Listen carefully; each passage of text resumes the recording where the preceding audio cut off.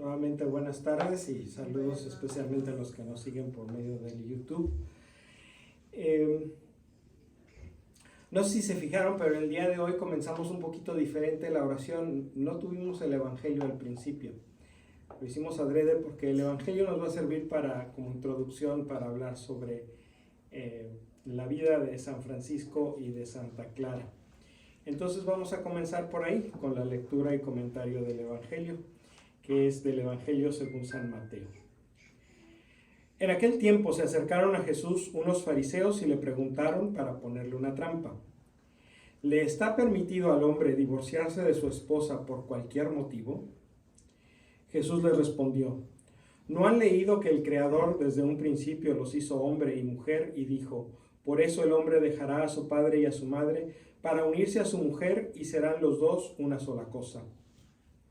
De modo que ya no son dos, sino una sola cosa.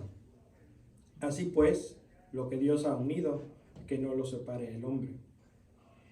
Pero ellos replicaron: entonces, ¿por qué ordenó Moisés que el esposo le diera a la mujer un acta de separación cuando se divorcia de ella?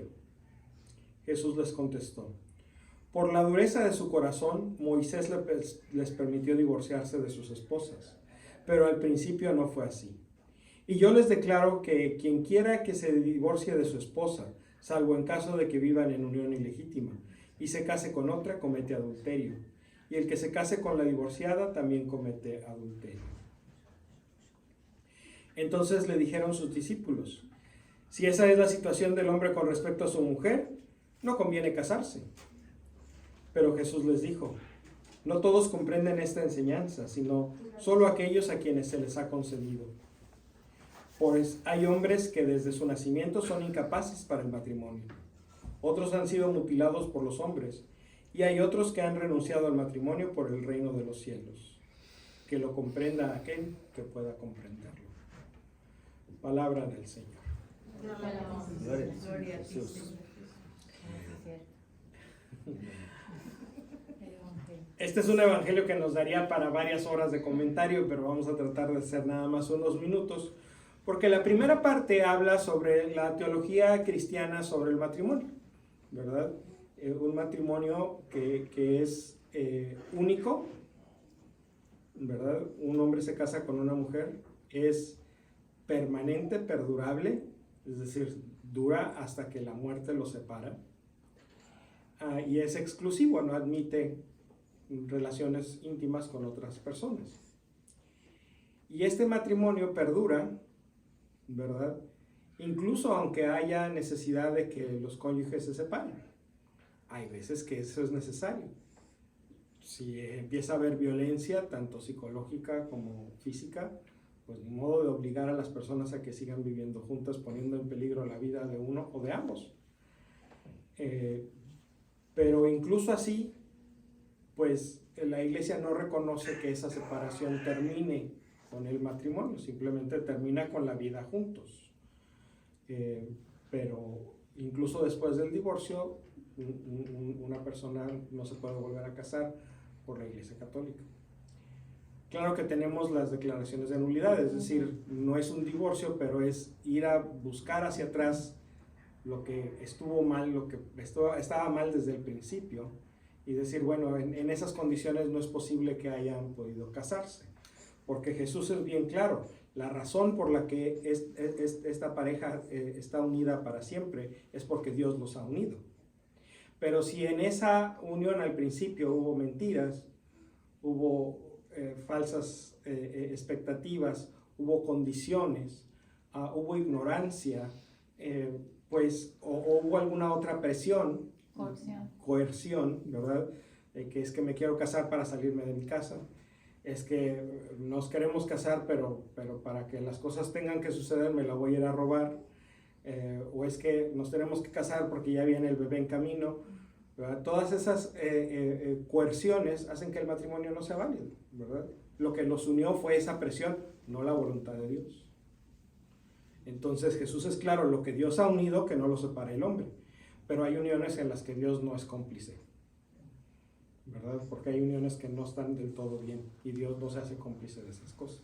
Bueno, Cuando los discípulos oyeron esto, dijeron, bueno, pues entonces esto del matrimonio está complicado, ¿verdad? O sea, mejor no nos casamos, ¿no? Y Jesús dice, lo que pasa es que esta enseñanza solamente la pueden entender las personas que tienen una vocación al matrimonio. Y no todos tienen una vocación al matrimonio. Ese es un gran error de nuestra sociedad actual. Asumir que todos los hombres y todas las mujeres tienen vocación al matrimonio. Y que quien no se casa es porque ha fracasado en su misión en la vida de conseguir pareja y de casarse y de tener bebés, ¿verdad? Siendo que Jesús es muy claro, hay unos que tienen la vocación para el matrimonio y otros que no tienen la vocación para el matrimonio. Las palabras de Jesús son clarísimas. Hay hombres y mujeres que desde su nacimiento son incapaces para el matrimonio. Hay otros que han sido mutilados y hay otros que han renunciado al matrimonio voluntariamente por el reino de los cielos. En este último pasaje, en esta última frase, es donde se basa la idea del celibato como un don de Dios. Hay personas que tienen el don de Dios de no estar llamados al matrimonio, sino estar llamados a vivir una vida por ellos mismos. No en soledad, porque nadie está llamado a vivir en soledad, pero no en un matrimonio, sino más bien entregados a una comunidad.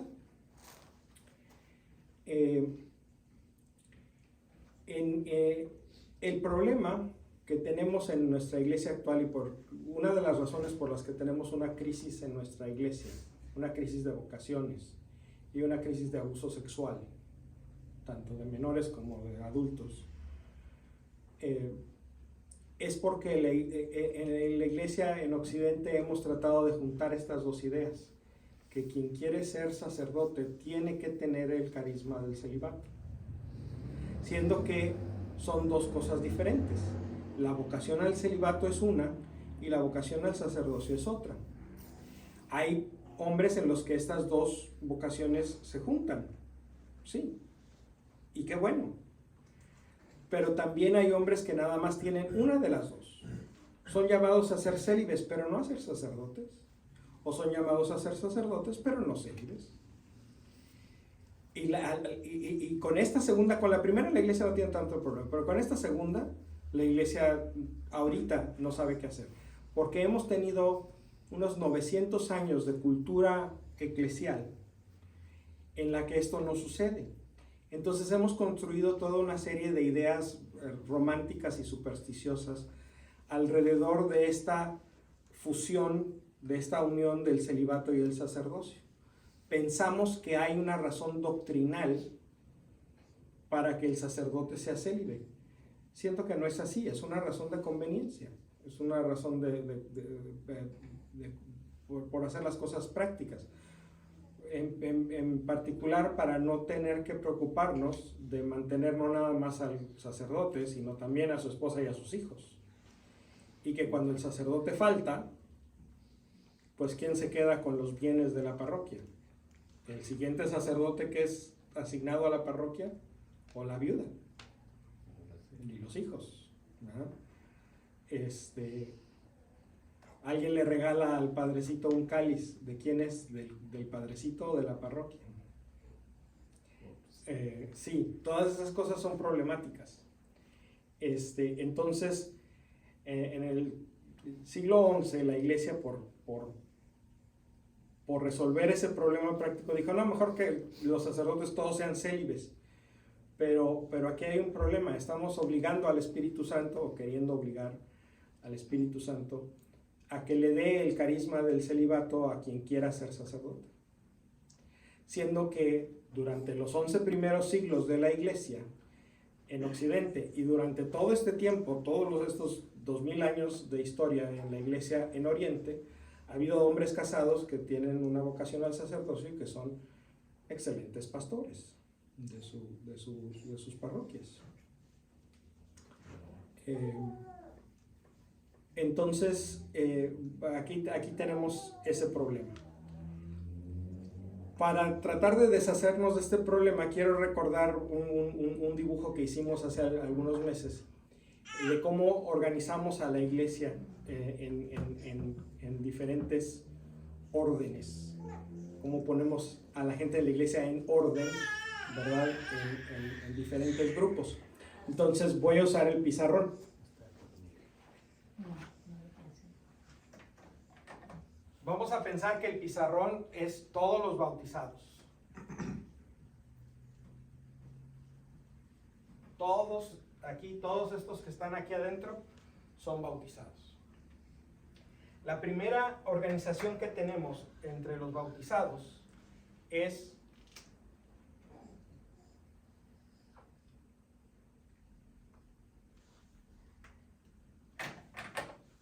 en los órdenes de los clérigos y los laicos. ¿Quiénes son los clérigos? Los clérigos son las personas que han recibido el sacramento del orden, de órdenes sagradas, diáconos, presbíteros y obispos. ¿Y quiénes son los laicos? Pues todos los demás, los que no han recibido el sacramento del orden, que no son ni diáconos, ni presbíteros, ni obispos. Técnicamente confundimos los presbíteros con los sacerdotes y utilizamos las dos palabras para designar el mismo grupo de personas, pero el término preciso es presbíteros, porque los obispos también son sacerdotes para el caso. Entonces esta es la primera división. La segunda división es al sentido contrario. Y tenemos a las personas que viven con responsabilidades en el mundo,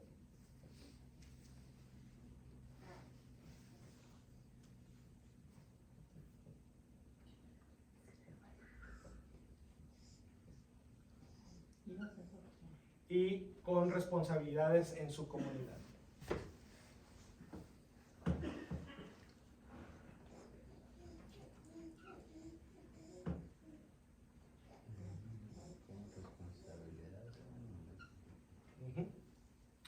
¿Qué quiero decir esto? Las personas que viven con responsabilidades en el mundo son personas que tienen una familia, que trabajan, que pueden también ser servidores públicos, que tienen una responsabilidad en la sociedad civil, de alguna manera. Los laicos que tienen responsabilidades en el mundo se llaman seglares. Los clérigos que tienen responsabilidades en el mundo es el clero diocesano o secular.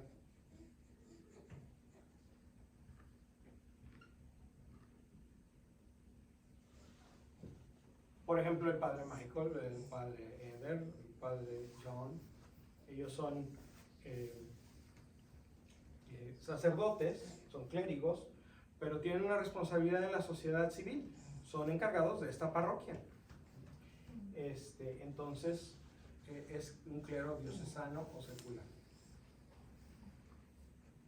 ¿Quiénes son clérigos pero que tienen responsabilidades en su comunidad específica? El clero religioso. No. Los diáconos casi todos somos clérigos seculares. Religioso o regular. Regular no quiere decir que sean más o menos. Regular quiere decir que siguen una regla. ¿Sí? Los franciscanos, los dominicos, los agustinos, los que son clérigos, son clero regular, porque su primera responsabilidad es con su comunidad religiosa. ¿También los jesuitas? También los jesuitas se consideran clero regular, porque también los jesuitas tienen una regla. Y los laicos, que tienen una responsabilidad de vida, son los monjes, monjas hermanos. ¿Monje es un laico? Sí, hermanas. Yo no sé qué un monje Religiosas. era un pico de la iglesia. Sí. Estas personas no han recibido el sacramento del orden. ¿No? Cuando, por ejemplo, una monjita hace sus votos, ese es un sacramental, no es un sacramento. No está siendo ordenada monja.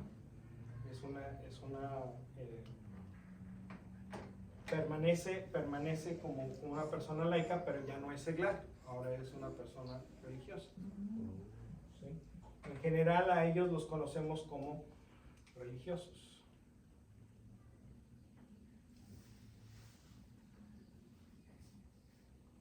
Entonces nosotros somos seglares. Seglares.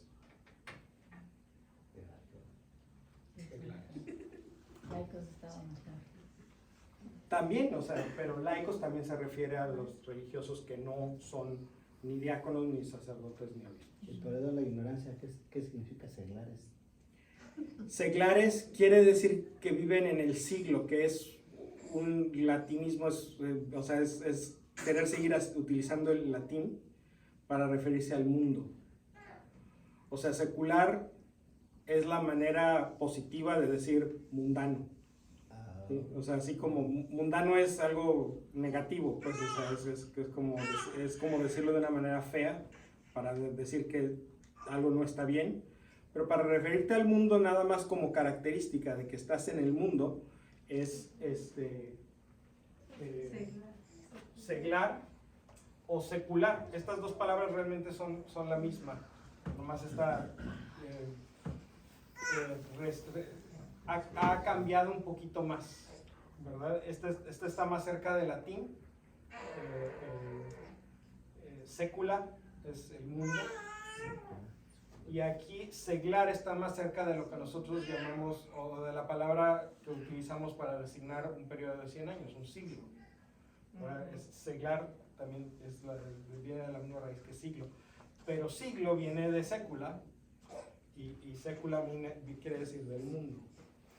Por eso cuando, por ejemplo, no sé si ustedes han visto el obituario de alguna hermana religiosa que dice: se murió la hermana María Socorro de la Concepción Purísima. En el siglo, Hermenegilda López. ¿Ah? Dicen los nombres. Pero para decir el nombre, digamos, de pila, dicen en el siglo y el nombre de pila. Quiere decir, en el mundo, esta persona era conocida como Hermenegilda López. Cuando profesó tomó otro nombre para su vida religiosa. A partir de ahora era la hermana María Socorro de la Inmaculada Concepción. Dicen los dos para que quede bien muerto. Para que no quede duda de quién se murió, mejor Se decimos. murió María del Socorro de Concepción, pero también se murió... Pero también se murió Hermenegilda López.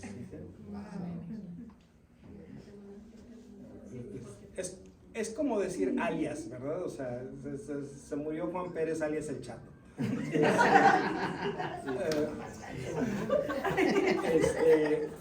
Es lo mismo, o sea, es decir, esta persona se conocía de estas dos maneras, o 3 o 4, las que sean.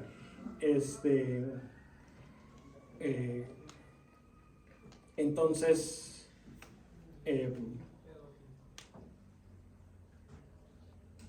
cuando se hace el obituario de una persona religiosa, pues se utiliza el nombre que tomó al hacer su profesión y también el nombre que tenía antes, su nombre de pila. Igual el Papa, por ejemplo, el Papa Francisco, pues no se llamaba Francisco antes de ser Papa, ¿verdad? Se llamaba Jorge Mario Bergoglio. Entonces, esa es la misma idea. Bueno, entonces, el problema es que para estar de este lado del diagrama, ¿sí?, es necesario tener una vocación a las 3 virtudes evangélicas: a la castidad, más bien al celibato, a la pobreza y a la obediencia. Para estar de este lado, no. Las cosas siguen siendo, las tres virtudes siguen siendo virtudes, ¿verdad? Pero las personas que están de este lado, o que estamos de este lado, no tenemos una vocación a las tres al grado de estas personas, ¿verdad? Todos estamos llamados a la castidad, pero estas personas están llamadas al celibato. Estas personas podemos estar llamadas a vivir en castidad sin ser célibes, porque hay relaciones castas en el matrimonio. Sí, Nada más le quería preguntar si entonces los sacerdotes diocesanos no tienen no tienen que cumplir con las tres reglas No. que está diciendo.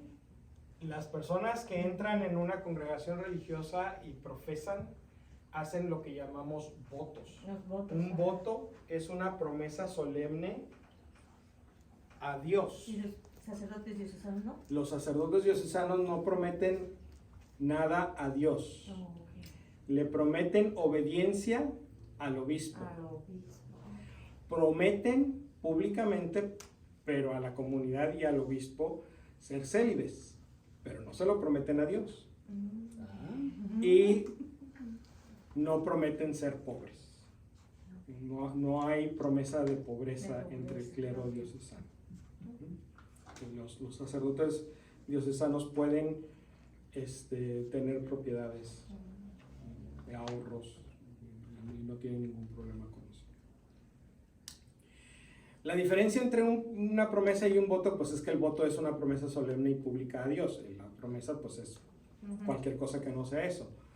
Aunque una persona que sea honesta e íntegra, la verdad es que las dos cosas deberían de funcionar igual. O sea, debería de ser tan fuerte una promesa que yo le hago al obispo como una promesa que yo le hago a Dios, ¿no?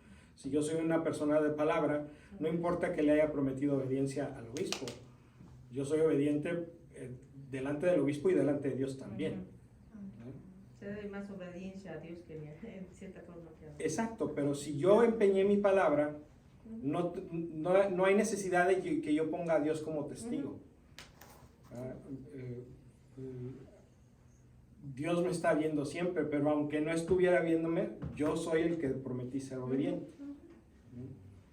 Sin que Dios tenga que estar encima de mí para que lo sea. El problema es cuando hay un problema con el cumplimiento de la promesa. El problema es cuando hay un problema para cumplir con la promesa. ¿Qué pasa, por ejemplo, cuando una persona, aunque haya decidido tomar alguna de estas formas de vida, dice, pero ya no puedo seguir cumpliendo esta promesa, ¿verdad? Pues si la promesa se le hiciste al obispo, el obispo te puede librar de la obligación de la promesa, ¿verdad? Pero si la promesa se le hiciste a Dios, ¿quién te puede librar? Ese es un problema. O sea, cuando las cosas están bien, no hay problema y no hay mucha diferencia práctica. Cuando las cosas empiezan a salir mal es cuando empieza a ser un poquito diferente y un poquito complicado este asunto. Por eso tienen que pedírselo al Papa. Sí. Porque solamente el Papa tiene el poder de atar en la tierra y que quede atado en el cielo, y de desatar en la tierra y que quede desatado en el cielo. Sí. Muy bien. Entonces, ojalá que nos toque ver que separemos mejor estas dos, sobre todo la raya vertical. La raya horizontal, la Iglesia ha insistido toda la vida en eso y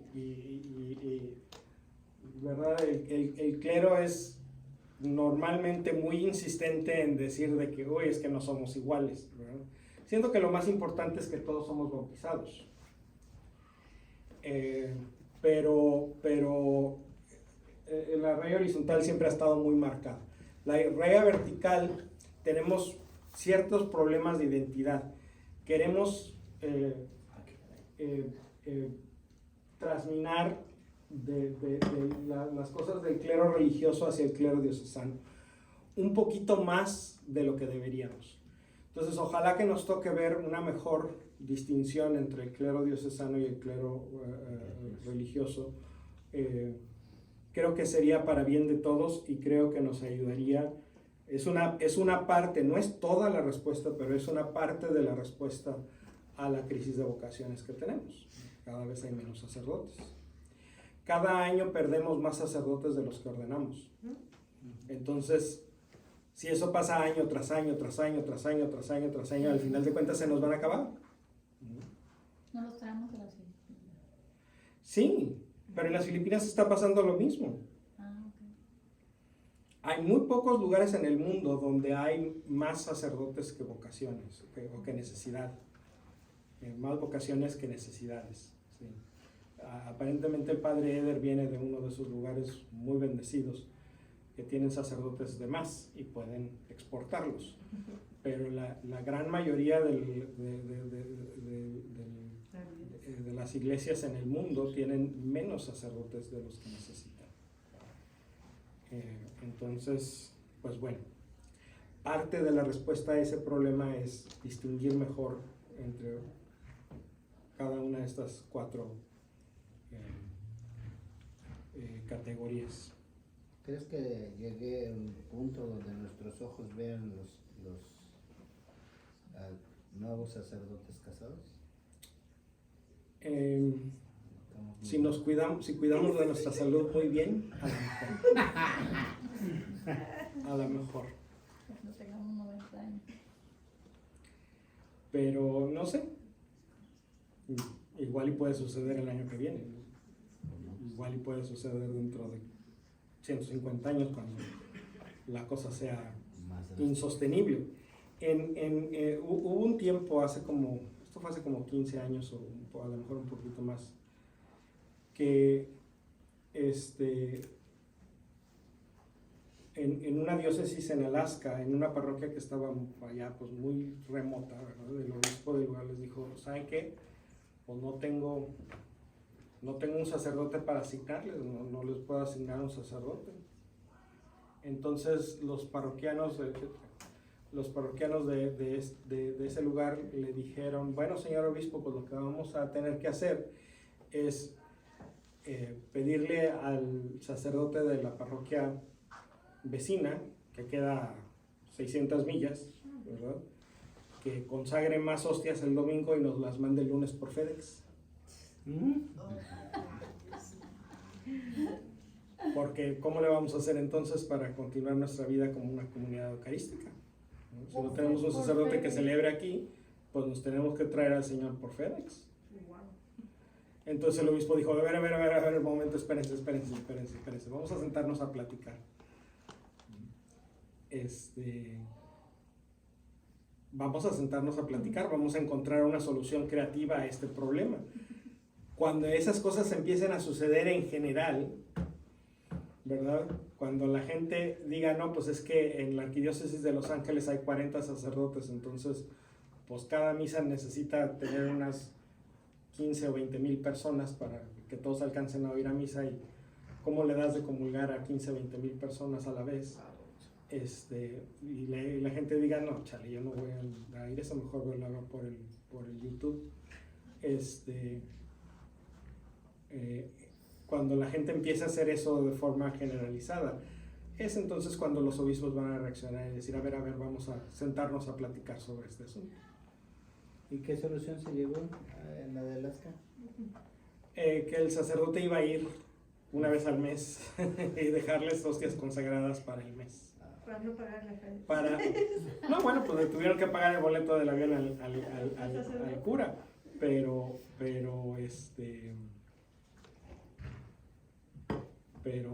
sí, o sea, es triste, pues, o sea, que nuestros jerarcas, nuestros líderes reaccionen solamente cuando les torcemos le hacemos manita de puerco. Es como en el Amazonas, también tienen esos problemas. También tienen esos problemas, comunidades que ven un sacerdote cada 5 o 6 años.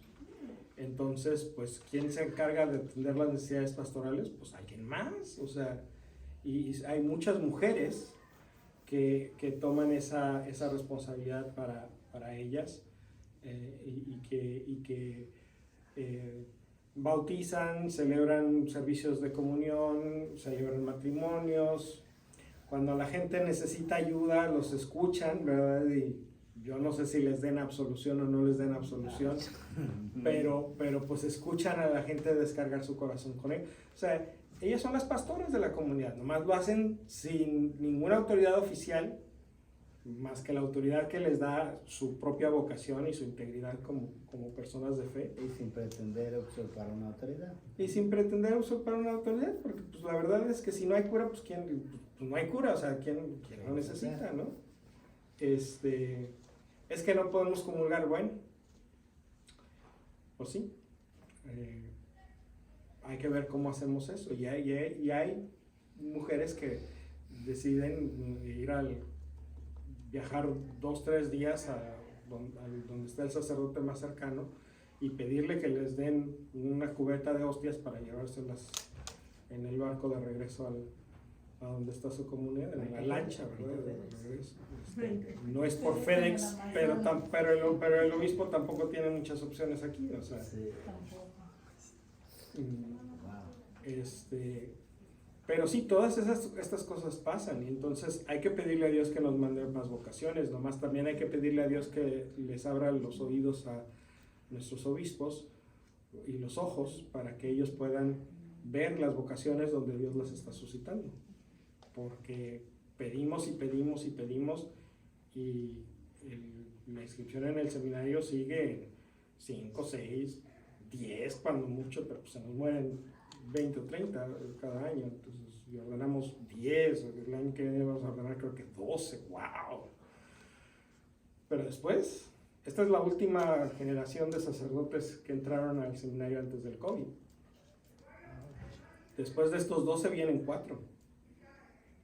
Y después de esos 4 vienen 2. Entonces, tenemos un problema.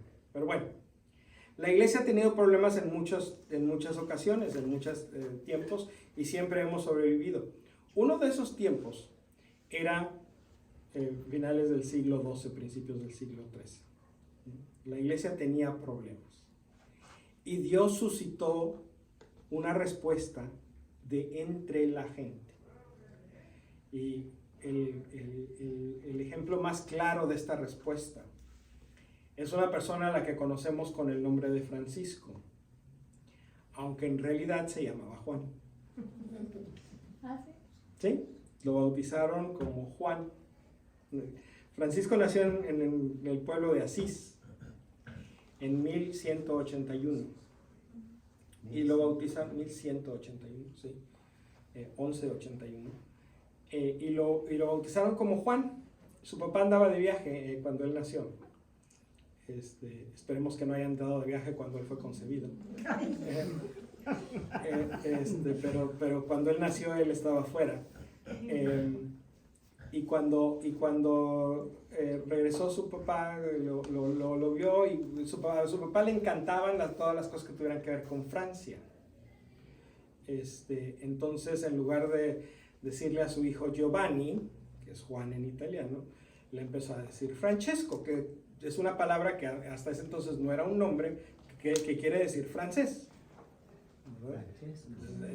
Decía Francesco, era Juan el francés, ¿no? Pero todo el mundo le empezó a llamar por el apodo de Francesco, de manera que pues con ese nombre se le siguió conociendo durante gran parte de su vida. Su familia se dedicaba al comercio de la seda y eran personas de dinero. Porque en ese entonces, estamos hablando de justo la mitad de la Edad Media, la economía de las sociedades europeas estaba empezando a moverse hacia los comerciantes.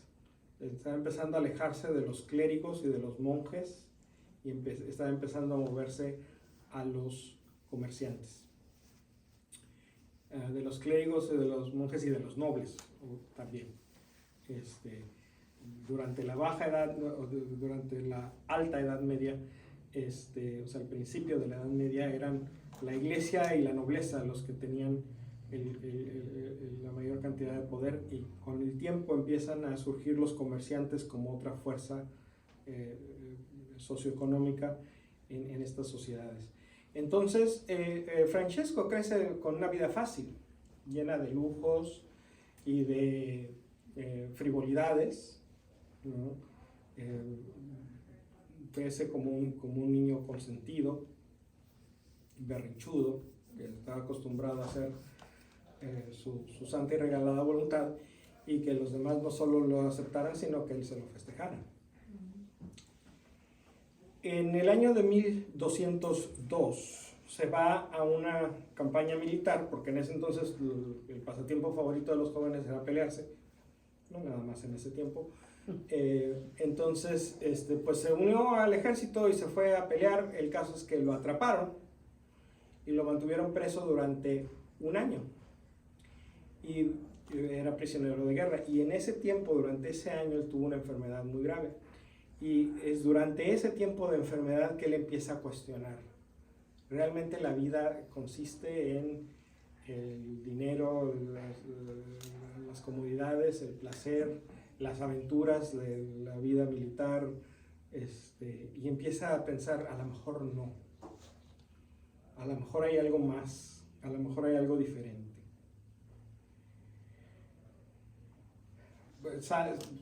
Lo liberan, se regresa a su casa, se recupera y regresa a las andadas. O sea, se hizo la pregunta, pero no acabó de respondérsela. O sea, él siguió con su tren de vida, pero empezó a distanciarse de sus amigos y empezó a preguntarles, oigan, ¿de veras esto es todo lo que hay? Un par de años después, en 1205, Francisco tiene un sueño. Él ve un castillo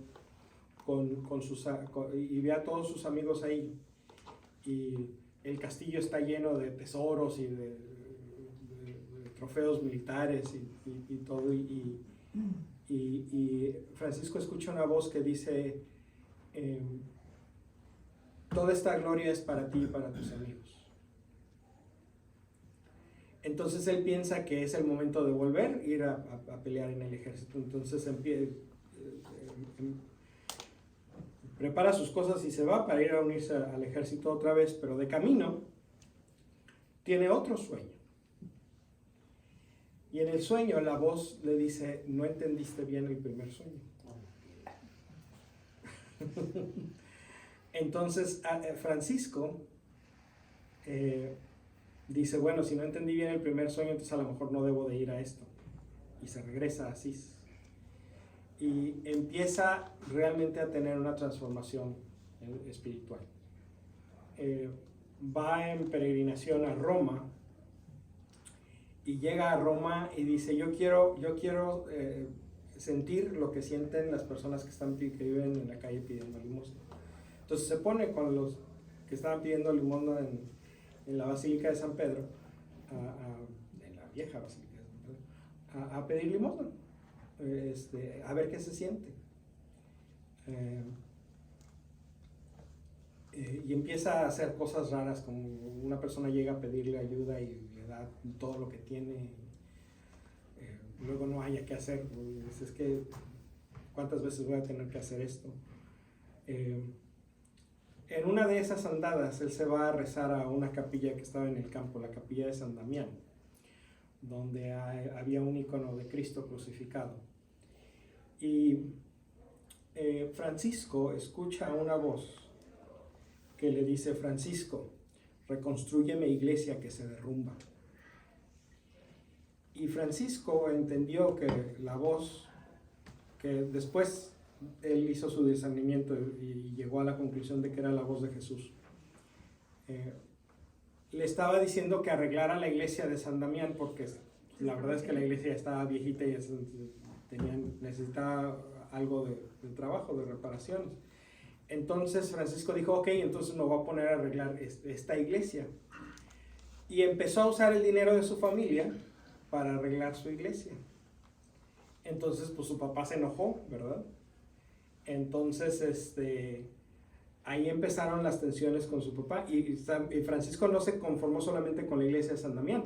Empezó a hacer obras en muchas de otras iglesias, incluida una capilla pequeñita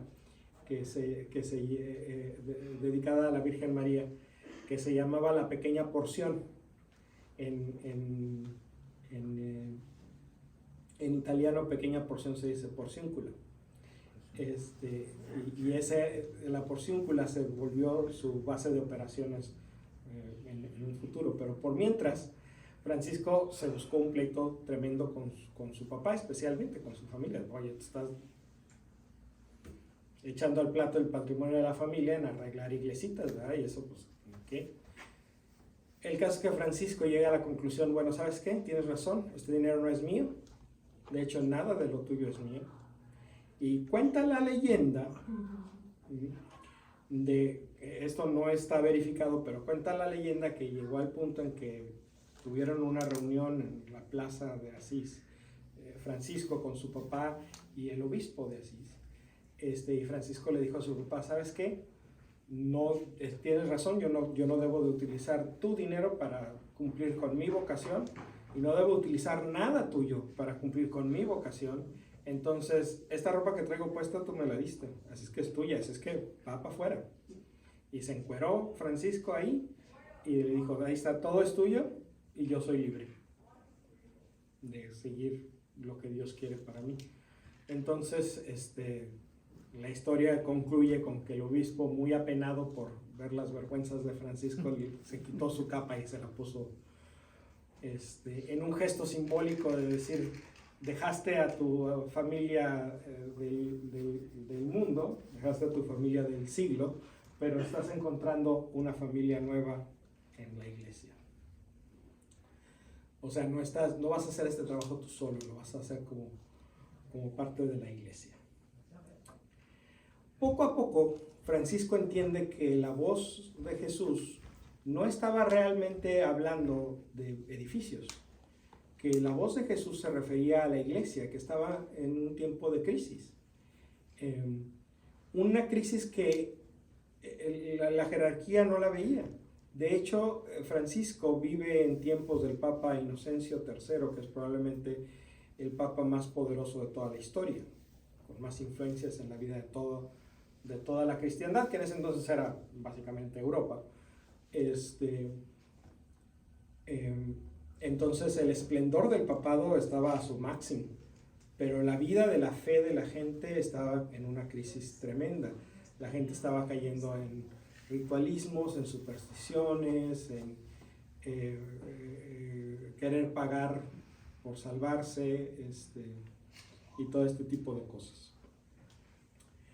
Entonces Francisco recibe esta misión de lo que Jesús quiere que reconstruya no son estos edificios, sino la iglesia, el pueblo de Dios, ¿verdad?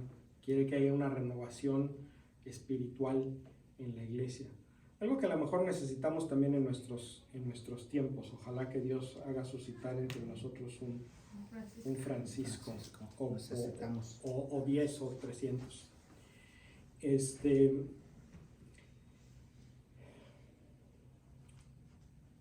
Entonces Francisco pues empieza a dedicar a esto, se empieza a dedicar a predicar. Y empieza a dedicar a predicar una manera de seguir a Jesús radicalmente diferente. Francisco dice, para seguir a Jesús se necesita ser pobre. Cualquier cosa que tengas te estorba para seguir a Jesús. Y Francisco entendía, no todo el mundo está listo para vivir así. Pero necesitan entender que las cosas materiales no los conducen a Jesús y muchas veces les estorban. Entonces Francisco empieza a predicar y su predicación se empieza a volver popular. Pero Francisco está haciendo las cosas él solo. En 1208 Francisco va a misa y el evangelio de ese día era cuando Jesús manda a sus apóstoles a que hagan misión. Váyanse de 2 en 2 y no se lleven callado ni sandalias. Ese pasaje. Y a Francisco eso le llama mucho la atención. Y dice, si Jesús no hizo las cosas él solo, ¿yo por qué soy soberbio para pensar que yo puedo hacer estas cosas yo solo? Necesito invitar a quienes quieran vivir la vida como yo la estoy viviendo. Y entonces empieza en sus predicaciones a hacer invitaciones también. El que quiera venir y aprender de esta manera, pues que venga y que aprenda. En un año Francisco juntó 11 discípulos que hacen votos de castidad, celibato más bien, pobreza y obediencia. Este primer grupo se convertiría en el primer grupo de la orden de los frailes menores, a los que conocemos normalmente como franciscanos, que usan su hábito café, con el mecate en la cintura, o donde alguna vez estuvo la cintura, y con 3 nudos. El simbolismo de los 3 nudos es los tres votos, de celibato, pobreza y obediencia. Entonces esta es la primera orden franciscana, la orden de los frailes menores. 3 años más tarde se presenta la oportunidad de iniciar una congregación de mujeres. Vamos a ver de qué se trata, en 1211. Y más o menos por esas mismas fechas, Francisco pensó, bueno, a lo mejor hay gente que no está lista para dar todo el paso completo hasta este otro lado, ¿verdad? A lo mejor hay gente que no está lista para cruzar esta raya, pero a lo mejor hay gente que quiere vivir más cerca de aquí que de acá, que quiere vivir una vida todavía en el mundo, pueden ser laicos o clérigos, pero que quieran estar inspirados por esta manera de vivir, de una manera más sencilla, de una manera menos apegada a las riquezas, de una manera más entregada a la oración y al servicio a los demás. Entonces dice, para ellos vamos haciendo una tercera orden. La segunda es para las mujeres, para las monjitas. Y la tercera orden es para tanto clérigos como laicos que no quieran ser franciscanos, pero que quieran inspirar su vida en la regla franciscana. Esa es la que se conoce como la tercera orden de los franciscanos, que todavía Hay gente que promete, ¿no? Sí. Esta idea de la tercera orden no fue Francisco el primero que se le ocurrió, pero era algo que estaba sucediendo en esa época. Se estaba poniendo de moda que las congregaciones religiosas iniciaran una tercera orden. La primera es para hombres, la segunda es para mujeres, y la tercera es para laicos y clérigos que quieran vivir inspirados por el espíritu de la congregación, pero no completamente dentro de la congregación. No diría yo que es hacer las cosas a medias, diría yo es hacer lo que puedo desde mi estado de vida, ¿verdad? Porque, pues, imagínense, si a mí me diera la loquera de hacerme franciscano ahorita, pues mi esposa y mis hijos me cuelgan, ¿verdad? O sea, ¿qué te pasa? Ni franciscanos ni polainas. Entonces, hay personas que por su estado de vida no pueden vivir como franciscanos, pero quieren vivir de una manera más sencilla, más inspirada por las enseñanzas de Francisco. Entonces, para ellos es la tercera orden. ¿Vamos bien hasta aquí? Sí. Hay fuentes católicas que afirman que Francisco viajó a Tierra Santa en 1219 para intentar convertir al sultán al cristianismo, al sultán, al rey de los musulmanes, al cristianismo. Nadie tiene un registro de lo que sucedió durante la visita, pero Francisco pudo terminar su visita en paz, lo dejaron ir en paz. Y el problema es que no hay ninguna fuente musulmana que relate esta visita. Entonces, si sucedió o no sucedió es algo que no es 100% seguro. Pero el chiste es que incluso en ese tiempo tan marcado por la guerra entre cristianos y musulmanes, hay esta figura de Francisco que va a hablar con el líder de los musulmanes en son de paz, y el líder de los musulmanes lo deja salir y lo deja pues primero seguir viviendo, y no solo seguir viviendo, sino que se va en libertad. Entonces, en este tiempo de conflicto hay quienes están pensando en términos de paz entre cristianos y musulmanes, en términos de diálogo. Entonces, si sucedió o no sucedió, No sabemos, pero sí sabemos que por lo menos había un cierto número de personas que estaban pensando que pudiera suceder, que el diálogo entre personas de diferentes religiones es posible. Y esto era algo, una idea completamente nueva, completamente revolucionaria. Lo que sí sabemos es que el sultán le dio permiso a los franciscanos de que cuiden los lugares santos a nombre de la Iglesia Católica. Esto sucedió en el año 1217, o sea, antes de la visita de Francisco, o de la supuesta visita de Francisco. Pero desde entonces, Francisco crea una sección especial de su congregación que se llama la Custodia de Tierra Santa, que hasta el día de hoy son quienes, por parte de la Iglesia Católica, están al cuidado de los lugares santos en Belén y en Jerusalén. Y precisamente porque tienen una misión tan específica, hay quienes consideran aquí que esta es la cuarta orden de los franciscanos, o sea, los frailes, las monjas, los laicos y los que están a cargo de, o al cuidado de Tierra Santa. En el año de 1220, Francisco celebra la Navidad con una idea bien novedosa. Hace una representación dramática de la Navidad. Y dice, a ver, ustedes son pastorcitos, pónganse por allá. Ustedes son rey magos, pónganse por allá. Aquí vamos a poner uno que la va a ser de ángel. Tú eres José, tú eres María. Aquí hay un burro, aquí hay un buey. Vamos a poner paja, vamos a poner un pesebre que va a ser, el pesebre va a acabar siendo el altar para la misa de Navidad, la misa de medianoche. El caso es que eso tuvo tanto éxito que la gente empezó a hacerlo. El siguiente año se hizo en otros lados, el siguiente año en muchos otros lados, hasta el día de hoy, donde en prácticamente cada casa cristiana hay un nacimiento, ¿verdad?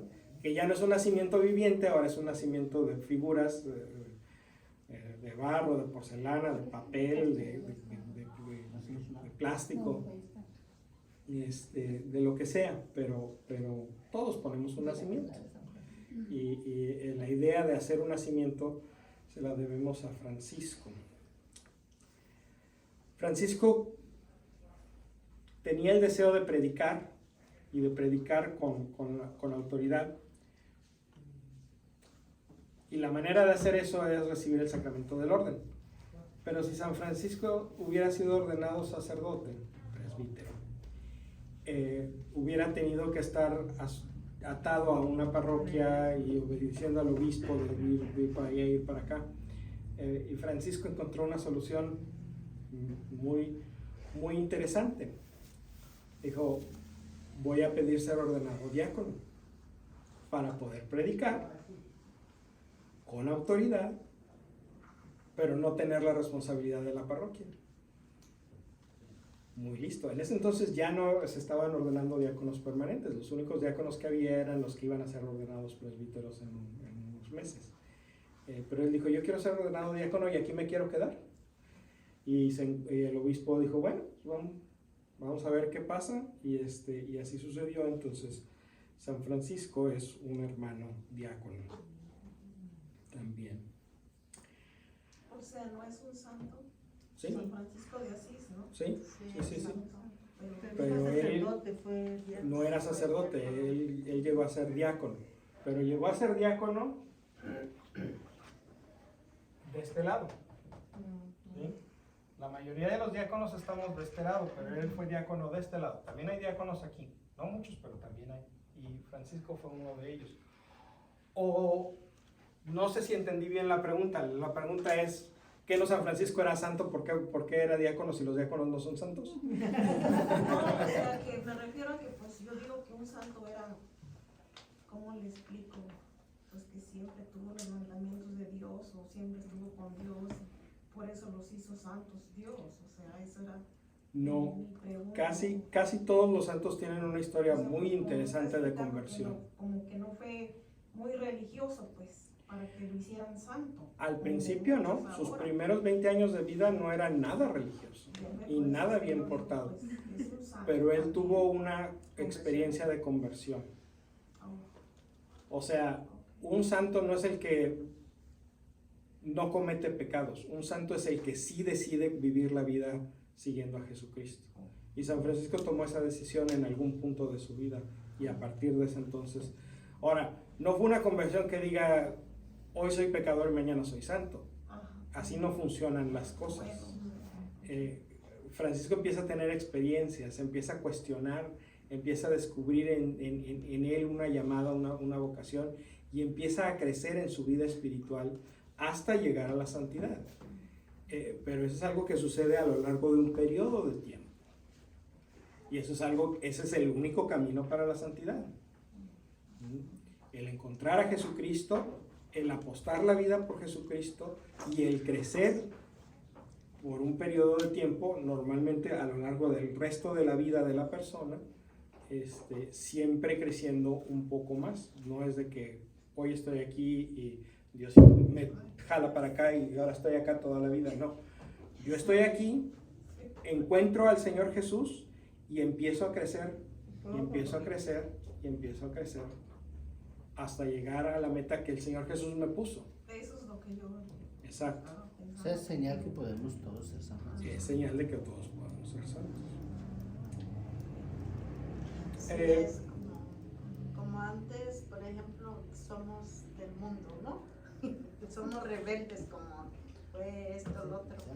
Y ya después él tuvo su conversión en Dios, Aunque sigamos en el mundo. aunque sea. Sí, la conversión no significa necesariamente cambiar de estilo de vida. Hay algunas cosas que van a tener que cambiar, pero una persona que se convierte a seguir a Jesucristo es una persona que sigue siendo la persona que es. Y no tiene por qué dejar de ser la persona que es para convertirse en un robot preprogramado a, yo nomás hago estas cosas, yo no puedo hacer estas otras. O sea, no actuar con miedo. No actuar con miedo y actuar con autenticidad. Es decir, O sea, que si hago algo malo, lo que hacía antes, tampoco.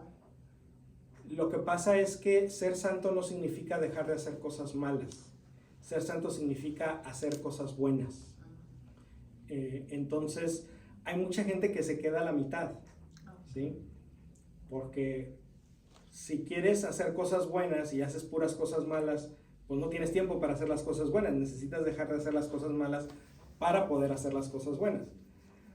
Pero hay gente que se queda a medias, se queda en el puro dejar de hacer cosas malas. Dice, es que yo no robo, yo no tomo, yo no mato, yo no cometo adulterio, yo no...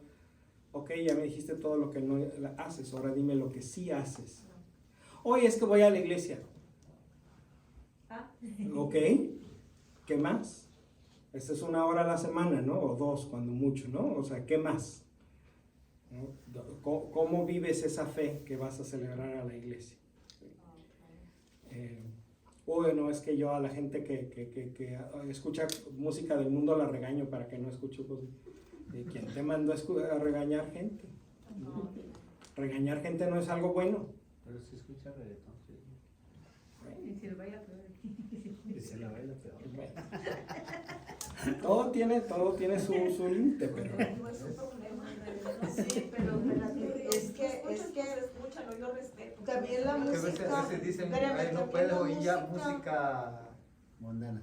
mundana tiene como, porque ¿cómo es se dice malo". la palabra? Como, Dice, malas palabras. no, o sea, la música mundana, por ejemplo, yo escuchaba música mundana, sí escucho, no digo, ay, no, ya soy, no, pero habemos personas que decimos, o sea, yo les digo a veces como digo, o sea, traigo una tristeza atrás, ¿verdad? Que vengo saliendo y luego escucho, como la canción que... Ay, ya se me olvidaron las canciones, porque así me... Entonces digo yo, ya viene otra vez Sí, sí las hay, sí se las hay, tristeza, mi llorar, y ay, ¿por qué ¿por qué me dejaste? Piensa ¿Por que la qué música hiciste? que O de sea, antes, que la hace regresar a antes, ¿cómo no? sí, te regresa. Sí. Tiene mala influencia. No. necesariamente. No. Yo No. siento que... Hay personas que tenemos anclas Ajá. en que una canción tiene anclado un recuerdo y que el escuchar la canción nos hace volver a vivir Te el transporta recuerdo. al recuerdo. Pero eso no es culpa de la canción. Es culpa de Es mí culpa la mía estoy que le puse el ancla a la escuchando. canción. No que la estoy escuchando. Es culpa mía que le puse el ancla a la Que canción. se clavó en esa canción. Es culpa mía que yo asocié esa canción con ese mal recuerdo. Que no la desanclan. No es culpa de la canción. Hay música no muy defendible. Hay música que no es defendible para nada. Pero esa idea de que yo ya no escucho música del mundo así, o sea, en general, es una idea que no es cristiana. Ahí está. Es como cuando tomaba la canción 500 balazos. No, bueno, si esa es una de las canciones que le trae recuerdos, esa sí no la oigo. Un día de estos trae la fosca cargada y ahí nos acabamos todos. Pero eso me refiero a cómo, o sea, no porque pasaba eso en mi vida, no, sino que la música que nos gusta escuchar, por ejemplo, cuando, alterada, música alterada, o la de Brindis, que sí que me dejaste, que no sé qué tanto dice, ¿verdad? Son Brindis porque te músicas- gustaba brindar. Sí, o sea, pero vuelvo a lo mismo, el problema no está objetivamente en la música, Ajá. el problema está en uno. Entonces no le podemos echar la culpa a la música. El problema que yo tengo es que eso suena que le estoy echando la culpa a la música. La música es la que es mala y no es cierto. La música es como es. Ya ¿verdad? estás oyendo lo mismo. Hay música que, como dice Liliana, no es nada defendible, ¿verdad? Los corridos tumbados y todas esas cosas presentan ideas muy negativas que a nadie le hacen bien, ¿sí? Ándele. Pero también hay música, Bonita, mucha música, bonita, sí. que no dice realmente nada que esté mal, pero que yo he asociado con cosas que están mal. Entonces, yo soy el que hice la asociación, ¿verdad? Yo soy el que digo, es que cuando escucho esa canción de Vicente Fernández me acuerdo de todos mis amoríos y me dan ganas de regresar con todas. El problema no es don Vicente, que bueno, Vicente Fernández tiene sus propios problemas, en paz descanse. Pero el problema no es la canción de Vicente. El problema es Pero en vez de ir escuchando una música así, mejor me pongo una alabanza y así. Yo por eso ya no oigo canciones románticas. o a lo mejor un audiolibro. O sea, aquí el punto es que si reemplazamos un vicio por otro, no ganamos nada. Y tenemos que ver la realidad. A mí me gusta mucho oír alabanzas, pero si estoy con toda mi familia, mis hermanas, mi mamá y todo, lógicamente ellas no van a querer oír todas las alabanzas que a mí me Claro gusta oír. Así es que que no. ellas ponen la música y yo me No, pongo a que cantar era junto con brindis, ellas. pues, no. Claro. La de Yo no quería brindar. Y si voy a hacer una fiesta, no voy a poner alabanzas para que mis Exactamente. amigos bailen, ¿verdad? Si voy a tener una quinceañera, no le voy a poner alabanzas a mi hija de 15 años para que avergonzarla con todas sus amigas. Para todo hay su momento, su lugar. Exacto, o sea, cada cosa tiene su lugar. No, sí, lo que pasa es que yo a veces sí soy con mi esposo, pues, con mi esposo, porque la familia, oye, que hacen un party, que su party fiesta, digo, y ya se ponen sus canciones, ¿cómo se dice? Para bailar, ¿no? Cumbias. Ajá, entonces yo me quedo como, sí, digo, no, yo no me meto ahí porque van a decir, mírala.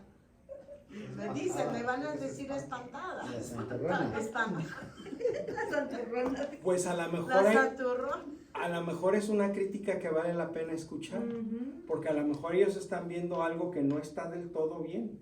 A lo mejor ellos están viendo algo que no hace match con el resto de la vida. A lo mejor ellos están viendo algo que parece exagerado desde afuera. Entonces, no hay que echar en saco roto esa clase de críticas. Ah, ok. Porque si la persona dice, mira, esta es una persona que está entregada a Dios y va a la iglesia, pero es una persona con la que se puede platicar, que cuando llega a un lugar es una presencia agradable, es una presencia positiva, ayuda, participa, es parte del ambiente familiar. No van a decir, ahí es una espantada. No. Hay Van cosas a- que no te definen simplemente como van a persona, decir- creo yo. No, Simplemente lo que van a pasó- decir, ella va a la iglesia, que pues es muy su Ya. gusto que vaya a la iglesia, ¿no? Porque a veces mis hijas tienen sus amistades, ¿verdad? Que no están como, pues, que así. Pero cuando van yo los atiendo, ok, pues escucho su música, Yo porque escucho ahora de su toda música la- de yo ellos escucho de son toda la música. como... A mí me han dicho, ¿por qué escuchas música que escucha tu hija? Porque me gusta. Y el hecho de que yo la escuche no quiere decir que yo sea mala persona o que vaya a tirar los 500 balazos. Simple y sencillamente me gusta. Exacto. Y el hecho de que tú escuches esa música tampoco quiere decir que vas a actuar de la... En base a esa base de la música. Exactamente, nada te define, Mucho. tus gustos no te definen a veces. como Algo que es persona. muy importante ver y observar en este caso lo que dice mi compadre, es que sí deberías de poner un poquito de atención, eso es un consejo en general, poner un poquito más de atención en cuando las situaciones, llámese música, momentos, gente, te causen un momento incómodo o te llamen a un estado de ánimo diferente. Hay que trabajar en eso porque es algo que no has superado, que necesitas. Esconderse bajo una burbuja de cristal llamada religión o fe no te hace crecer en tu fe, te hace achaparrarte y encerrarte. Yo ya no escucho, yo ya no voy a los bailes, yo ya no tomo. Hay algo que necesitamos trabajar. Sí es importante que tú sepas definir qué es bueno y qué no es malo. Qué es un extremo y qué es el otro. Si esta canción, porque más que yo soy un poquito más melómano en ese sentido de la música, si esta canción o este ambiente de música sí me hace jalarme a algo que no está bien, necesito observarme porque en qué estoy fallando, porque entonces lo que profeso no está siendo muy real. Entonces, ¿Por qué la música es más importante que mi decisión de seguir a Exactamente. Jesucristo? ¿Por qué puede más la canción que mi decisión? ¿Verdad? Ese es el problema, no porque la canción, sino por qué la canción puede más que mi decisión. O sea, ese es algo bien importante. El otro Sí, punto que yo estaba haciendo es que hay gente que dice, es que yo tomaba, ¿verdad? Y encontré a Jesucristo y pude dejar el alcohol. Pues sí, pero el tiempo que le quitabas a tu familia para entregárselo al alcohol, se lo sigues quitando a tu familia para entregárselo a la religión. Entonces nada más reemplazaste un vicio por otro. Ok. O sea, la religión es tu nueva adicción. Qué bueno es aprender algo se en lo que yo convierte Tu, estoy fa- como... tu familia sigue sufriendo tu ausencia. Mi ausencia. Porque antes andabas perdida en el alcohol, ahora andas perdida en la iglesia. De todas maneras andas perdida. Yo creo que entiendo lo que quiere decir ella, que ella piensa que la música de afuera es malo. No, yo no digo que es No, creo malo. que a veces, Sino yo estoy hablando, o sea, algo que mira, vamos a veces que vamos así, me dice, "Hey, ponte alabanzas." Digo, hey, vamos a un parque, vamos a pasear, a distraernos. Ya, digo, déjame ir música, ya que llegamos a la casa, pues ya cambiamos. ¿Sí me entiende? Ahorita hay que ir alegre y disfrutar. Mejor en lugar de poner alabanzas ponemos a Marta Sánchez. No hay ningún problema. No hay ningún problema. no, pero es bien, o sea, es bueno, ¿cómo se dice? Pero bueno, eso, Entender. ahora sí me ayudaron un poquito. Ay, Bueno. O creamos Ponemos otro problema. una de Marta Sánchez y una de Luis Miguel. no, Para yo que no sea digo- pareja la yo no cosa. digo Que que le es sirve la mala, sino música. que a veces, por ejemplo, como yo oigo, pues que pone mi hija también música mundana, digo, pues ya se me quedó decir mundana porque es que La palabra es secular. es Música secular. ya, pero yo también me ubico a la forma de mi familia. O sea, no tampoco voy a estar como, ay Jesús, y voy a estar allá, ay que perdónalo, no. No. Le cierro la puerta y la encierro. No.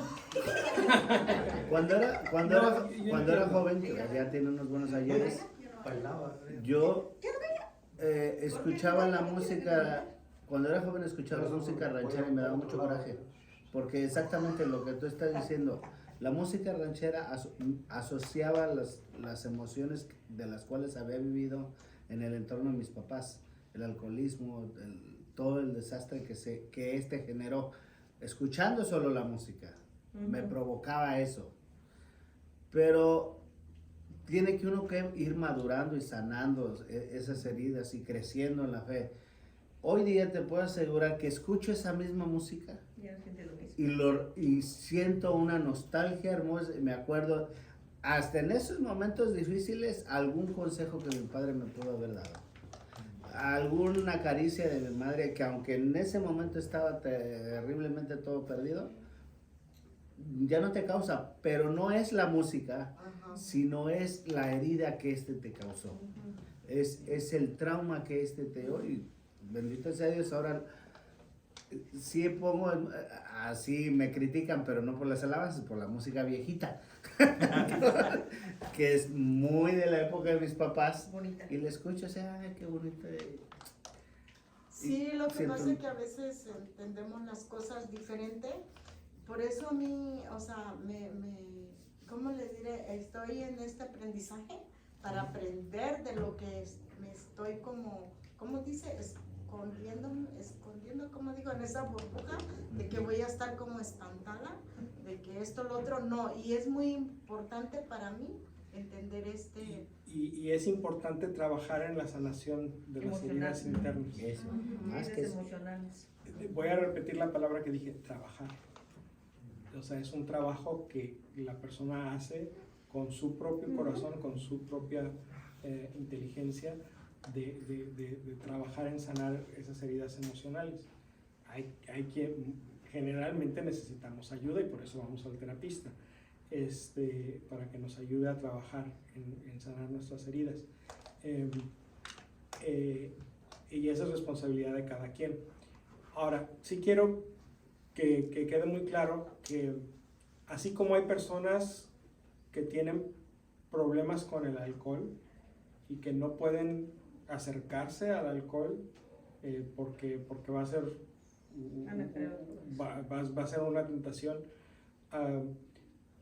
también ese mismo fenómeno, eso mismo sucede con otras partes de la vida, y también es posible que diga yo no quiero escuchar esta canción porque me hace daño, y eso se respeta, porque respetamos a la persona. Mientras yo no quiera decir que porque a mí la canción me hace daño, a todo el mundo le hace daño, todo está bien. A mí me hace daño y tengo derecho a que se me respete el hecho de que yo no quiero escuchar esta canción. Igual, el alcohol a mí me hace daño y tengo derecho a que se me respete mi decisión de no tomar. Pero yo no le puedo ir a decir a todo el mundo que el alcohol es malo, porque me lastimó a mí, ¿verdad? Cada quien habla de la feria como le va en ella, pero eso no significa que la feria esté mal. No, pero a mí el alcohol no me asusta porque... Por eso, son ejemplos, o sea, A mí no es, somos mis aquí mejores lo que amigos. estoy diciendo es, aquí lo que es importante es distinguir lo que me hace daño a mí, es una cosa, Saber identificar qué es lo que te hace daño. que le haga daño a otros es otra cosa diferente. El hecho de que algo me haga daño a mí no significa que le haga daño a los demás. Y yo pienso que también creo que uno tiene que reconocer o saber hasta dónde tú permites que algo te haga daño. Creo yo. Es algo que yo siempre le he dicho a mi hija. Yo no soy una mamá perfecta, yo tuve a mi hija a los 18 años. Tuve el apoyo de mis papás, pero yo siempre le he dicho, perdóname si yo no he sido una buena mamá para ti. Nadie viene sabiendo ser papá, tú no venías con un instructivo de cómo educarte, cómo enseñarte. Y aparte de eso, su papá muere cuando ella tenía 2 años. Entonces hay muchas cosas y yo cometo errores y los voy a seguir cometiendo hasta no sé cuándo. Pero si yo te contara todas las cosas que yo he pasado, mi papá alcohólico, yo pienso que la mayoría, o no, espero que no la mayoría, pero casi todos tenemos alguna situación en la familia que te marca. pero está en uno saber hasta dónde te va a dañar eso. No puedes ir por la vida diciendo, es que él tiene la culpa, o por ti yo soy así. No puedes señalar a las personas cuando tú eres responsable de ti y de permitir hasta dónde te dañan las cosas, hasta dónde tú vas a permitir que eso te siga lastimando. Y como dijo Mamo, somos responsables de buscar cómo sanar esa herida que tenemos. Trabajar. Sí, lo que pasa es que a lo mejor yo me metí mucho en la cabeza de que, por ejemplo, lo que hacía antes, ¿cómo te diré?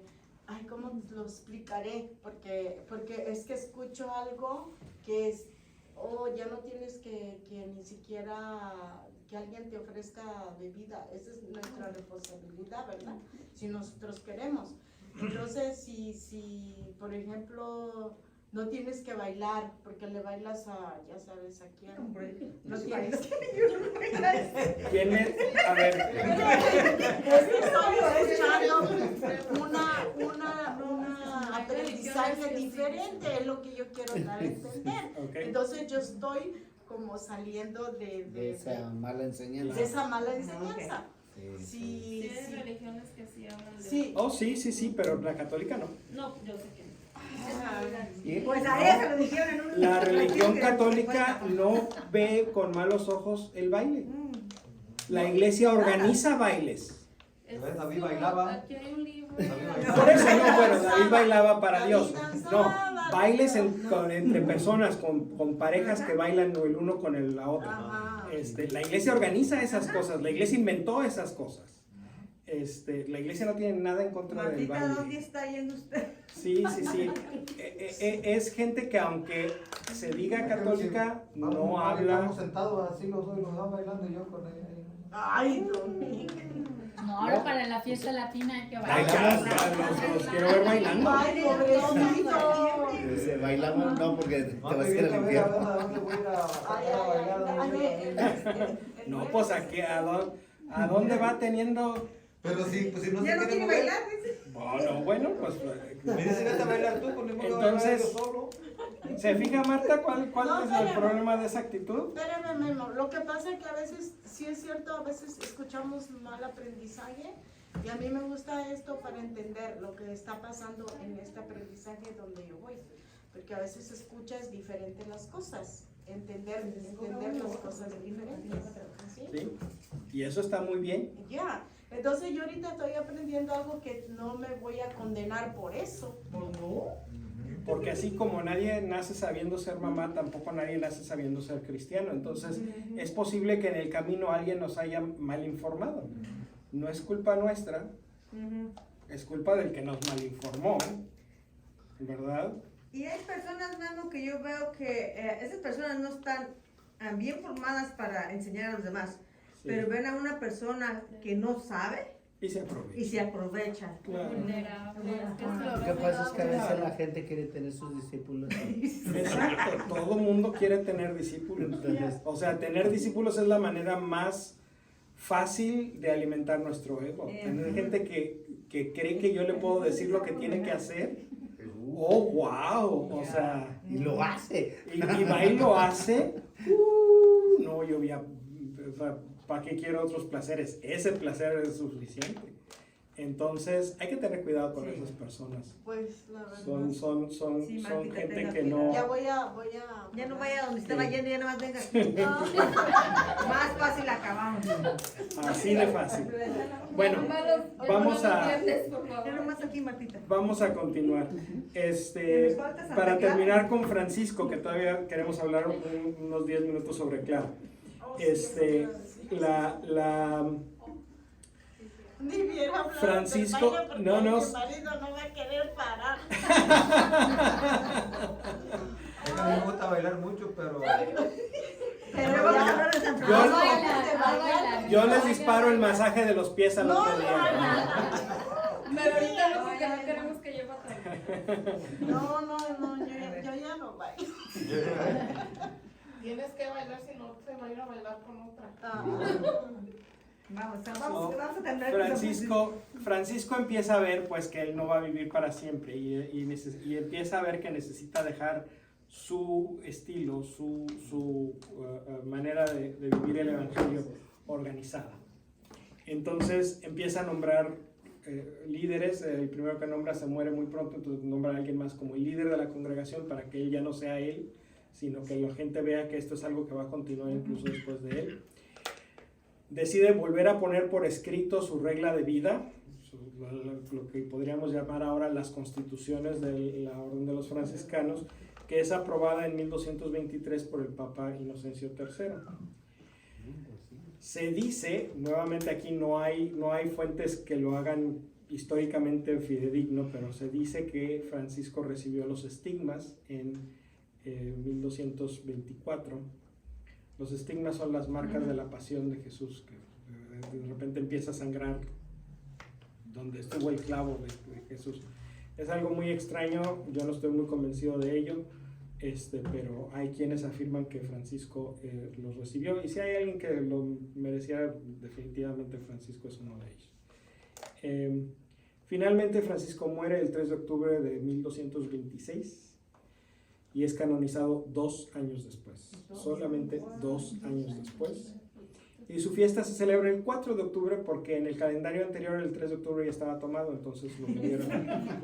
No podía haber dos. Tuvieron que mover. Sí. Se hubiera esperado un ratito más para moverse, ¿verdad? Ya que se hubiera muerto el día 4 y ya no habría problema, ¿no? Pero pues así pasó. San Francisco es patrón de los pobres, de los mercaderes, de los polizones. ¿Saben qué es un polizón? No. Es una persona que se sube al barco sin pagar boleto. Que se esconde en un lugar en el barco, ya que el barco ya zarpó, pues ya no bajan. Pues ya, ni modo que me echen al mar. Bueno, ¿y quiénes sí los echan? Los al que mar? van en el tren del... Los que van en el tren, sí. Los que van en la bestia, sí. Ellos podrían ser polizones también. Muy bien, muy bien. También es el patrono de los animales, de la predicación, del diálogo interreligioso y del cuidado del medio ambiente. San Francisco tuvo una espiritualidad muy cercana a la naturaleza. Él llamaba el hermano Sol, la hermana Luna, la hermana Madre Tierra, y cuidaba de los animales, y tenía una relación armoniosa con la naturaleza. Entonces, me toma una relación porque el Papa Francisco se puso Francisco. Exacto, el Papa Francisco es una de las cosas que le inspiró de San Francisco para tomar el nombre de Francisco, y lo ha expresado en la encíclica Laudato Si sobre el cuidado del medio ambiente. Muy bien. Bueno, otra persona que nació en Asís fue Clara. Clara era 13 años más chica, 13 años menor que Francisco. Clara nace en una familia de nobles, ¿verdad? Entonces, con dinero y costumbres y compromisos. Por ejemplo, su familia quería casarla a ella a los 12 años de edad, porque eso era lo que se usaba en ese entonces. Pero ella no quería, definitivamente no quería. Ella no quería casarse, pero no iba a convencer a su familia de eso. Entonces lo que les dijo es, no, déjenme esperar a casarme hasta que cumpla los 18. Y la familia así como que, pues bueno, ok. Unos días antes de cumplir los 18 años, Clara se escapa de su casa y va y pide ayuda a Francisco. Y le explica la situación, y le dice Francisco, y bueno, no quieres casarte, ahora dime qué sí quieres hacer. Y le dice Clara, yo quiero vivir solamente para Jesucristo. Clara había oído la predicación de Francisco, había sido muy movida por la predicación de Francisco, y ella quería vivir la vida como Francisco la estaba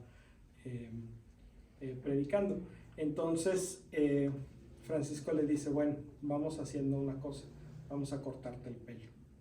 Porque en ese entonces la señal de que una mujer iba a hacer sus votos era se cortaba el cabello. Entonces, vamos a cortarte el cabello, le pidieron permiso al obispo. Y el obispo dijo, pues si eso es lo que ella quiere, pues sí, que se corte el cabello. Y la mandó a vivir a un convento de monjas benedictinas. A donde su familia quiso ir a sacarla, y, o sea, literalmente Clara se aferró del altar y dijo, de aquí no me mueve. Y en que si la jaloneaban o no la jaloneaban para zafarla del altar, se le cayó el velo. Y su familia vio que se había cortado el cabello. Y entonces dijeron, aquí ya no nos podemos meter. Pero Lo curioso, también ella, fíjese que ella bailaba. Ella bailaba. Y ahí dejó de bailar. No, Era de bailar. no. Porque ella le sirvió a Dios. Ella fue seguidora de... No hay ningún registro histórico de que ella haya bailado y ha dejado de bailar. Quería ver una película de ella. No, de ellos. Sí. De ellos. Sí, vuelvo a lo mismo, no podemos dejarnos llevar por Hollywood. Hollywood todas son fantasías, todas son historias. Le meten parte histórico, pero parte de atracción para que... Sí, pues, o Si sea, no, ¿cómo llenan la película? exacto. La sala de cine. Exacto. Entonces, pues el caso es que la dejan en paz.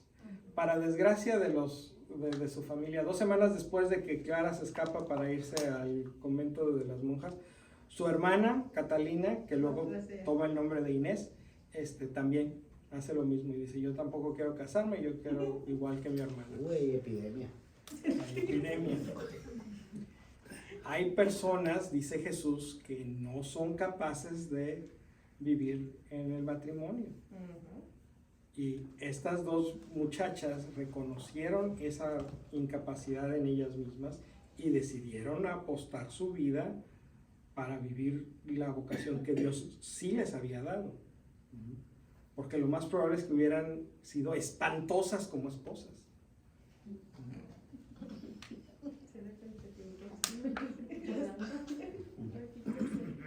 Y en ese tiempo el convento era la única escapatoria del matrimonio.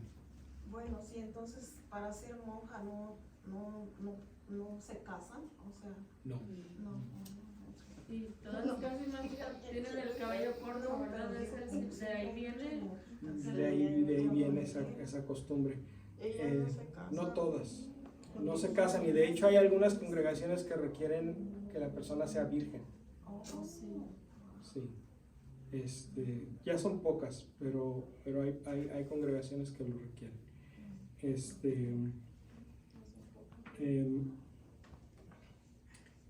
Entonces, Clara e Inés, pues, se escapan de su casa, viven con las monjas benedictinas, pero las monjas ven este problema y van y le dicen a Francisco, oye, ¿en qué bronca nos metiste? Y entonces Francisco dice, no se preocupen, ahorita vamos a construir 2 cuartos junto a la capilla de San Damián para que se vengan a vivir aquí. El caso es que así se fueron a vivir ahí, pero poco a poco se les fueron uniendo a otras personas, entonces tuvieron que empezar a hacer más cuartos. Y Francisco empezó a llamar a este grupo de mujeres las hermanas pobres de San Damián, pero eventualmente este grupo se convertiría en la Orden de Santa Clara o las Clarisas, que son la segunda orden franciscana. Entonces, la primera son los frailes, la segunda son las monjas clarisas, la tercera son los laicos y la cuarta es la custodia de Tierra Santa.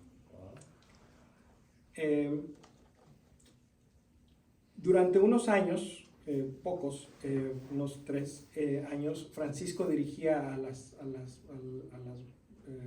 hermanas de San Damián, pero muy pronto se dieron cuenta de que necesitaban tener su propia organización y su propio liderazgo, y con trabajo, pero convencieron a Clara que tomara el título de abadesa.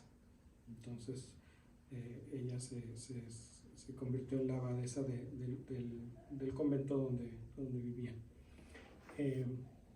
Vivían una vida de convento, vivían una vida encerradas, dedicadas a la oración, al trabajo manual, mientras que los frailes franciscanos salían a predicar y hacían 2 cosas muy diferentes. Clara siempre luchó por mantener el privilegio de su congregación, porque era un privilegio de tener una regla de pobreza estricta.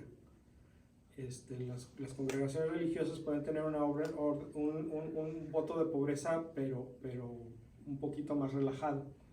O sea, las monjitas sí podían ser propietarias de su hábito, por ejemplo, o de lo que necesitaran para hacer su trabajo. Y Clara dijo, no, mis monjitas no van a tener nada, no van a ser dueñas de nada. Y tuvo que luchar Clara por mantener este privilegio. El Papa Inocencio III se lo aprobó. El siguiente Papa se llamaba Honorio, también tercero, y se lo respetó. Pero el siguiente papa conocía a Clara desde pequeña, Gregorio X, Gregorio IX. Y Gregorio trató de convencer a Clara de que relajara un poquito ese asunto, porque dices que si no tienen nada, se te van a enfermar, y va a ser un problema, tú te vas a enfermar. Y Clara dijo, no, yo no quiero relajar mi manera de seguir a Jesucristo. Y convenció al Papa Gregorio IX, que ratificó el privilegio de las clarisas de tener un voto de pobreza rigurosa. Una de las historias que se cuentan de Clara es que en el año 1240 y 1241, en dos ocasiones diferentes, San Damián y Asís fueron atacados por ejércitos musulmanes, y en ambas ocasiones Clara se puso a rezar al Santísimo Sacramento, y en las dos ocasiones los atacantes pudieron ser repelidos exitosamente. Clara se muere el 11 de agosto de 1253, y igual que le pasó a su amigo Francisco, ese día ya estaba tomado. Entonces, cuando fue canonizada, también 2 años después, en 1255, su fiesta tuvo que ponerse el 12 de agosto en lugar del 11. Santa Clara es patrona de quienes sufren enfermedades de los ojos, de los orfebres, o sea, los que trabajan en metal, de los mensajeros en bicicleta, de los trabajadores de la costura, de la televisión, de la lavandería y del buen tiempo. Santa Clara. De las lavanderías. Todos los que trabajan en lavanderías, en tintorerías, encomiéndense a Santa Clara. Clara y Francisco son un ejemplo de cómo nos podemos ayudar unos a otros a vivir una vida cristiana. Estos dos eran grandes amigos y grandes colaboradores. Compartieron un mismo espíritu, veían las cosas de una manera muy parecida. Y Francisco dice, bueno, yo voy a trabajar con los hombres y tú vas a trabajar con las mujeres, y cada quien a su manera, pero vamos a vivir el Evangelio desde la pobreza. Entonces, hay muchos ejemplos de amistades así. Ojalá que tengamos en nuestra vida amigos que nos ayuden a vivir el Evangelio como Francisco y Clara se tuvieron el uno al otro. Muy bien. ¿Alguna pregunta, algún otro comentario? No, yo Que no. las monjitas no pueden hacerse sacerdotas. No. Sacerdotes. No, la Iglesia Católica no admite al orden de presbítero a las mujeres. Con los diáconos estamos viendo, ¿no? Ahí la cosa no está todavía muy segura.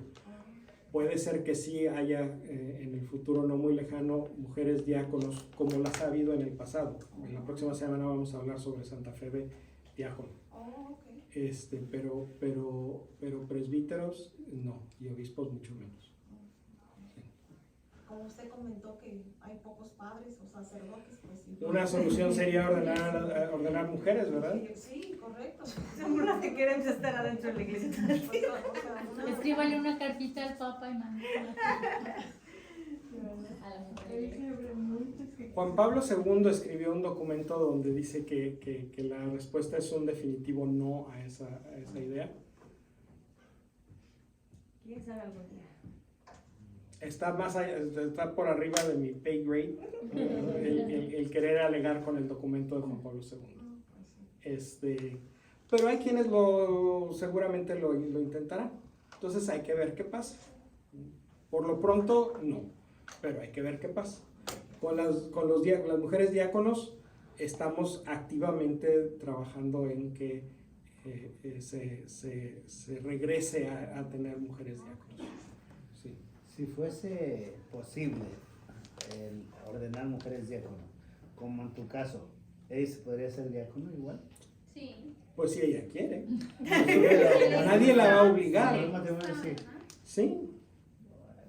Habría matrimonios en los que él es diácono y ella no, matrimonios en los que ella es diácono y él no, y matrimonio en el que ambos son diáconos.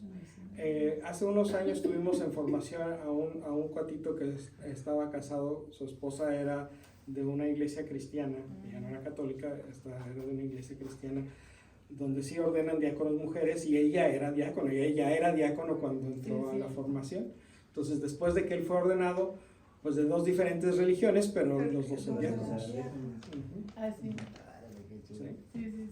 No, lo hiciste mal, no, échale el agua No, primero. yo me hago bolas. No Bueno, sabría qué va a pasar. también cabe decir que el rol del diácono en la Iglesia Católica puede ser diferente del rol del diácono en otras iglesias. Muy bien. Bueno, pues vamos ahora a presentar al Señor nuestras peticiones. Vamos a hacerlo hoy también un poquito diferente porque todos lo hemos escuchado. Este fin de semana vamos a tener por primera vez en 80 años una tormenta tropical aquí en California. Entonces, vamos a encomendarnos a Dios para que Dios esté con nosotros durante ese tiempo y no vayan a pasar cosas que tengamos que lamentar. Vamos a leer un salmo. Sigan sentados. Ahorita después del salmo nos ponemos de pie para hacer las peticiones. Pero déjenme presentarles este salmo. El pueblo de Israel no empezó su existencia siendo monoteísta, creyendo que había un solo Dios. El pueblo de Israel eran politeístas, como todos los demás pueblos del lugar, y poco a poco fueron conociendo a Dios. Pero en ese proceso de conocer a Dios, ellos utilizaron sus creencias anteriores, su religión ancestral, para ir acomodando lo que estaban recibiendo de Dios en ese marco que ya tenían, en esa referencia que ya tenían. En la Biblia sobreviven varias imágenes de Dios, o sea, no imágenes visuales, imágenes conceptuales, ideas sobre Dios. Hay veces que Dios aparece como grande, majestuoso, como un rey, como un padre que cuida de sus hijos. Esa idea de Dios, ese concepto de Dios, corresponde al Dios Elohim, que es el Dios Padre, como Zeus, ¿verdad? De la religión ancestral del pueblo de Israel. Hay veces que Dios aparece como un Dios más joven, más dinámico, guerrero, fuerte, poderoso, dinámico, animado. A esta imagen de Dios hay una relación con un Dios ancestral de la religión judía, de la religión del pueblo de Israel ancestral, que era Yahvé, el Dios de la tormenta. Los judíos ahora ya no pronuncian el nombre de Yahvé, es que vamos a evitar pronunciarlo. En el Salmo voy a hacer lo mismo que hacen los israelitas, voy a reemplazar el nombre de Dios por la palabra Adonai, que significa Señor, que es lo que hacen los israelitas. Pero Adonai es el Dios de la tormenta. Entonces, me parece que es muy apropiado pedirle a Dios que nos acompañe en esta tormenta, con este salmo que viene de esta visión de que Adonai es el Dios de la tormenta. Entonces, Salmo 29, entre paréntesis 28. Entonces les voy a pedir que cierren sus ojos. No es un salmo muy largo, así es que espero que no se me duerman. Pero vamos a imaginarnos que somos miembros del pueblo de Israel y que vivimos en un lugar desértico donde rara vez llueve y de repente vemos una enorme nube de tormenta que viene hacia nosotros. Y nos sobrecoge el terror porque no sabemos qué es esto, no sabemos qué vaya a pasar. Pero nuestra confianza está puesta en nuestro Dios. Y por eso decimos: tributen a Adonai, hijos de Dios, tributen a Adonai gloria y poder. Devuelvan al Señor la gloria de su nombre. Adoren al Señor en solemne liturgia. Voz del Señor sobre las aguas. Retumba el trueno del Dios de majestad. Es el Señor por encima del diluvio. Voz del Señor llena de fuerza. Voz del Señor, voz esplendorosa. Voz del Señor ha partido los cedros. El Señor derriba los cedros del Líbano.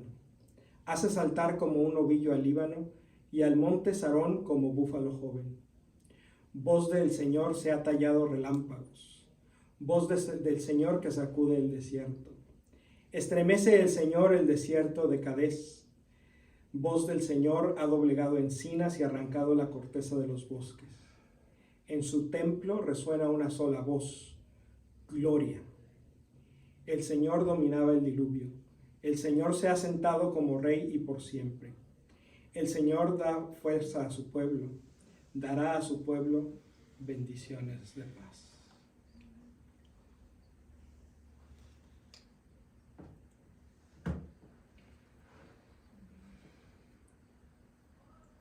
Dios poderoso que dominas las tormentas de nuestra vida y que nos acompañas en los momentos difíciles de inseguridad y de incertidumbre. Te pedimos que en estos días que vienen, donde enfrentamos una tormenta, tú nos acompañes, tú la domines, que entre los relámpagos y los truenos escuchemos tu voz diciendo: aquí estoy, no tengas miedo. Que en el viento huracanado veamos un ejemplo de tu majestad y que ese viento se convierta más que en caricia para tus hijos y tus hijas.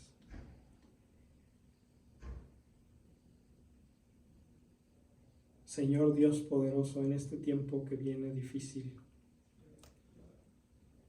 alivia el sufrimiento de nuestros hermanos y hermanas que van a ser afectados por las lluvias y las inundaciones.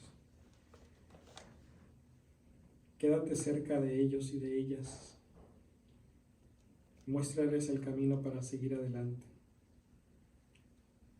Abre sus ojos para que vean su porvenir y abre su corazón para que sepan que el pasado, el presente y el futuro lo viven contigo.